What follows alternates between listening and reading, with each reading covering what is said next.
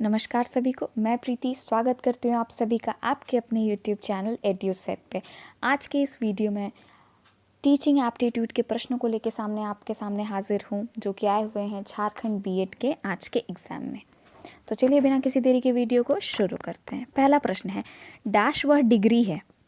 यहाँ पे उस डिग्री का नाम पूछा है जिससे एक परीक्षण मापता है कि उसको क्या मापना चाहिए। तो यहाँ पे इसका सही उत्तर हो जाएगी वैधता, यानी कि वैलिडिटी। नेक्स्ट है, डैश का अर्थ है प्रत्येक छोटे कदम को वांछित लक्ष्य या व्यवहार की ओर मजबूत करना। यानी कि यहाँ पे पूछ रहा है कि reinforcing each small step towards a desired goal और बिहेवियर। इसको हम इन चारों में से कौन सा सही अर्थ इसका बता रहा है। तो ये जो सही अर्थ बता रहा है वो है शेपिंग, यानी कि आकार देना। नेक्स्ट है, what will be the IQ of a 25-year-old boy whose mental age is 16। तो यहाँ पे IQ निकालने का आपका एक फॉर्मूला होता है। IQ बराबर होता है आपका mental as upon chronological age into 100। तो यहाँ पे आपका मेंटल एज दिया हुआ है, क्रोनोलॉजिकल एज भी दिया हुआ है, इंटू 100 करते हैं। मेंटल एज है आपका 16 अपॉन 25 इंटू 100। तो 25 वन ज़ा 25, 25 फोर ज़ा 100, 16 फोर ज़ा 64, यानी कि करेक्ट आंसर क्या हो जाएगा 64, यानी ऑप्शन ए। नेक्स्ट है, अधिक संख्या वाली कक्षा को पढ़ाने वाले शिक्षक के लिए कौन सी तकनीक सबसे अच्छी होती है। अगर क्लासरूम में बहुत ज़्यादा पॉपुलेशन है तो आप वहाँ पे जो टेक्निक इस्तेमाल कर सकते हैं वो हो सकता है आपका डिबेट के थ्रू, डिस्कशन के थ्रू, प्रैक्टिकल के थ्रू, यानी वाद विवाद, चर्चा, व्यवहारिकता। नेक्स्ट है 35,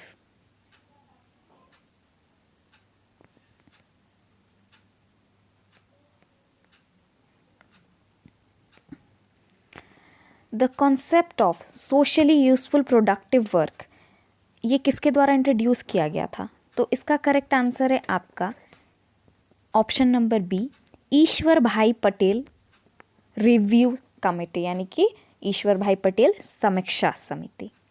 थर्ड क्वेश्चन है आपका, 36th क्वेश्चन है आपका, emotional adjustment of students is effective in, यानी कि छात्रों का भावनात्मक समायोजन इनमें से किसके थ्रू प्रभावी हो सकता है। तो इसका करेक्ट आंसर हो जाएगा आपका all of the above.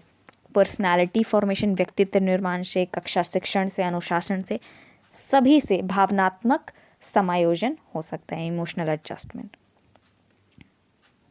Next है आपका ब्लैक बोर्ड जो है, इसको इनमें से कौन से टीचिंग एड की कैटेगरी में रखते हैं। तो इसका करेक्ट आंसर हो जाएगा आपका visual aid, option number B. Next है इंट्रापर्सनल कम्युनिकेशन। तो इंट्रापर्सनल कम्युनिकेशन जो होता है वो होता है एक व्यक्ति का खुद के साथ इंटरैक्शन, कम्युनिकेशन, ठीक है। तो इसके लिए जो अदर पर्सन के साथ कम्युनिकेशन होता है उसको हम लोग कहते हैं इंटरपर्सनल, जो खुद के साथ होता है उसको हम कहते हैं इंट्रापर्सनल। तो यहाँ पे इसका करेक्ट आंसर हो जाएगा बी और सी दोनों, यानी कि ऑप्शन नंबर डी। क्लैरिफाई कर देती हूँ, ऑप्शन नंबर डी इसका करेक्ट आंसर हो जाएगा।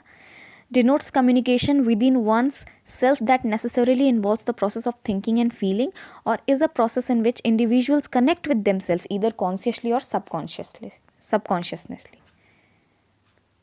नेक्स्ट है आपका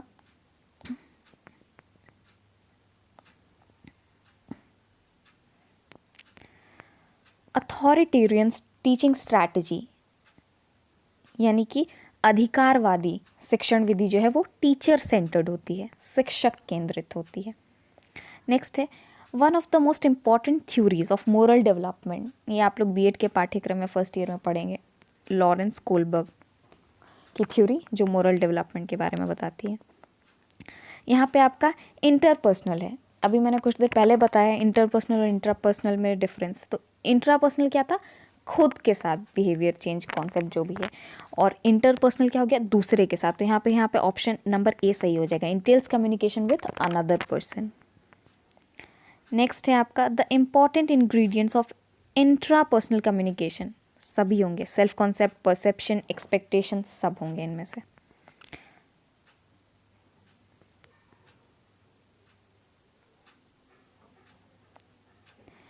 नेक्स्ट है आपका सेल्फ कॉन्सेप्ट, स्व अवधारणा क्या है। तो स्व अवधारणा जो है आपका provides the basis for intrapersonal communication because it governs how a person perceives oneself and is oriented towards the other individual. Self concept which can also be referred to as self awareness. जैसे ही आपका self आ जाता है यानी कि वो किससे जुड़ जाता है, इंट्रापर्सनल से जुड़ जाता है, और ये दोनों जो है आपका इंट्रापर्सनल से रिलेटेड है, इसलिए ऑप्शन नंबर सी इस क्वेश्चन का सही उत्तर हो जाएगा।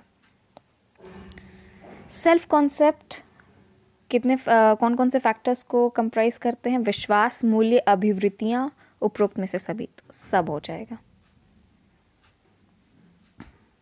Option number D. स्वतंत्र भारत में पहले शिक्षा मंत्री कौन थे, मौलाना Abdul Kalam Azad, option number A.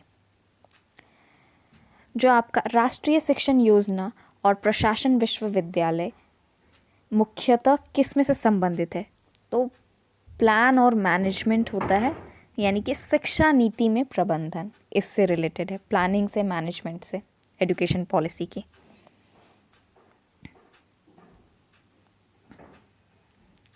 Next है आपका students find explore the solution themselves इन, ये हो जाएगा दोनों आपका, इंटरैक्शन मेथड से भी और डिस्कवरी मेथड से भी।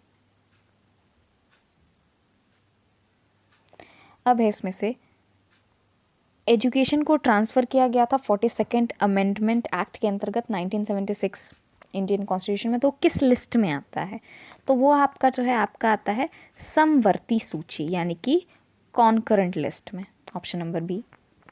नेक्स्ट है which of the following is Doordarshan educational television channel, Gyan Darshan 1, option number C.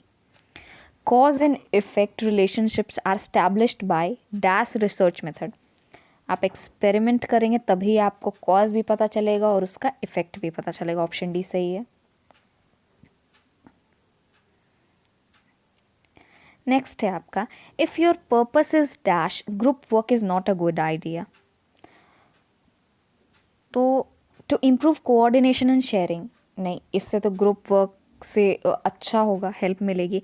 Division of work and responsibility, ये भी अच्छा है। To identify different aspects of a problem, अगर आप खुद से कार्य करोगे तो आपको एक प्रॉब्लम के अलग अलग पहलुओं को पहचान करने का मौका मिलेगा, इसलिए ग्रुप वर्क इसके लिए सही आइडिया नहीं है, तो ऑप्शन सी सही हो जाएगा। Choice of vocation depends on आपके इंटरेस्ट और आपके स्किल पे। जनरेशन गैप का क्या मतलब होता है, difference in values of different age groups.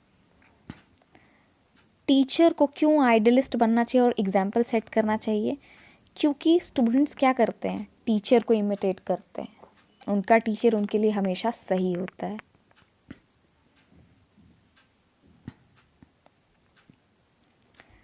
Teacher को कैसे बिहेव करना चाहिए स्टूडेंट्स के साथ, फ्रेंड की तरह बिहेव करना चाहिए, मित्र की तरह। यंग एडोलेसेंट्स जो होते हैं वो युवा किशोर अपने डैश को व्यक्त करने के लिए विद्रोह करते हैं, अपनी स्वतंत्रता की इच्छा, their desire for freedom। 57 है dash undertook the innovative project Lok Jambish people's movement for education for all, तो ये था हमारा पहला स्टेट राजस्थान। ब्लैक बोर्ड का काम इनमें से किसके लिए नहीं किया जा सकता है, आपका इंफॉर्मेशन के बेसिस पे बनने वाले रिपोर्ट्स के लिए नहीं किया जाता, बाकी सबके लिए किया जा सकता है।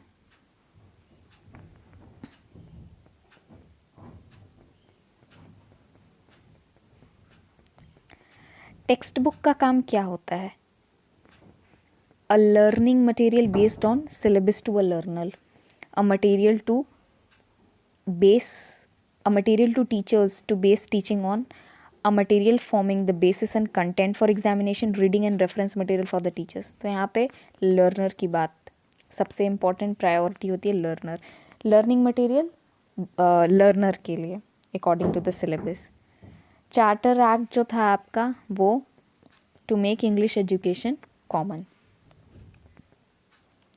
कैरेक्टर को कैसे डेवलप किया जा सकता है, विल पावर से भी किया जा सकता है, code and conduct and behaviour से भी, मोरालिटी से भी, इनमें से ऑल ऑफ दी अबव सही आंसर हो जाएगा। Who developed the interaction analysis category system in education for increasing the teacher effectiveness.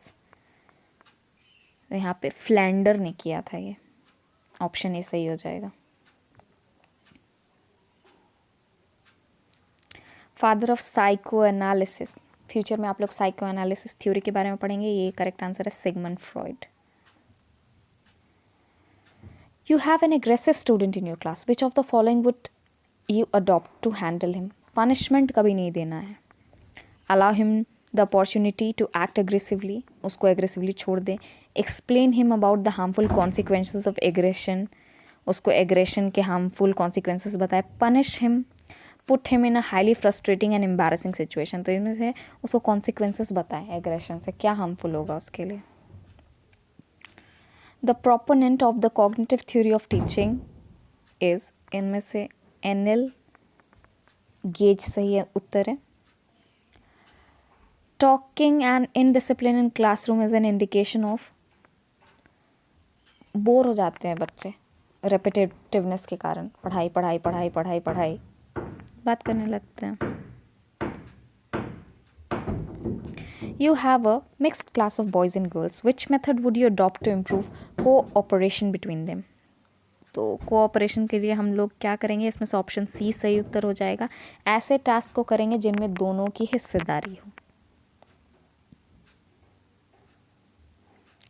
The major disadvantage of punishment in education is that it generates unpleasant feeling, it does not solve the problem permanently, it prevents teamwork, none of this। तो यहाँ पे है कि यह समस्या को स्थायी रूप से हल नहीं करता, परमानेंटली सॉल्व नहीं करता। ऑप्शन बी इसका सही आंसर हो जाएगा। 69. Which of the following is one of the most important elements in teaching? Relationship between teachers and students, subject matter, teaching techniques and aids your students knowledge। तो यहाँ पे सबसे पहले टीचिंग के लिए शिक्षक और शिक्षार्थी के बीच में एक संबंध स्थापित होना ज़रूरी है, इसलिए ऑप्शन ए सही हो जाएगा। Question number 70, last question. Inductive approach in teaching learning process proceeds from. यहाँ पे क्या होता है, सबसे पहले हम उदाहरण बताते हैं, उदाहरण से आप मेन लॉ की तरफ, फॉर्मूले की तरफ लेके जाते हैं, इसलिए आपका हो जाएगा नोन, क्योंकि एग्जाम्पल्स आपको नोन होते हैं, टू अननोन जो आपका फॉर्मूला या लॉ आएगा। ठीक है, thank you for watching. Video अच्छी लगी तो make sure to like, share and subscribe. Thank you.